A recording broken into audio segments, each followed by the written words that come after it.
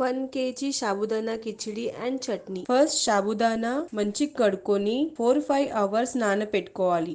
సాబుదానా నానినంక కడాయి తీసుకొని స్టవ్ పైన పెట్టి కడాయి వేడి అయ్యాక 5 స్పూన్స్ ఆయిల్ వేయాలి. కట్ చేసిన మిర్చి సరిపడంత ఉప్పు కలుపుకోవాలి. మిర్చి మంచిగా కాలినంక సైడ్ పెట్టిన సాబుదానాలో పల్లీల పొడి వేయాలి. కడాయిలో అంతా కలుపుకోవాలి. మిక్స్ అయిన సాబుదానా కడాయిలో వేసి అంతా మంచిగా కలుపుకొని అందులో కొంచెం చక్కెర వేసి కలుపుకోవాలి. పొటాటో చిన్నగా కట్ చేసి ఉడకబెట్టుకోవాలి. అందులో పొటాటో ఉడకబెట్టుకున్న దాంట్లో కొంచెం సాల్ట్ వేయాలి. ఉడికిన తర్వాత పొటాటో నీళ్లు వంపి కిచిడిలో వేసి మంచిగా కలుపుకోవాలి. చట్నీ కోసం మిక్సీలో పెరుగు, మిర్చి, జీలకర్ర, పల్లీలు, ఉప్పు, చక్కెర కొంచెం ఎక్కువ వేయాలి.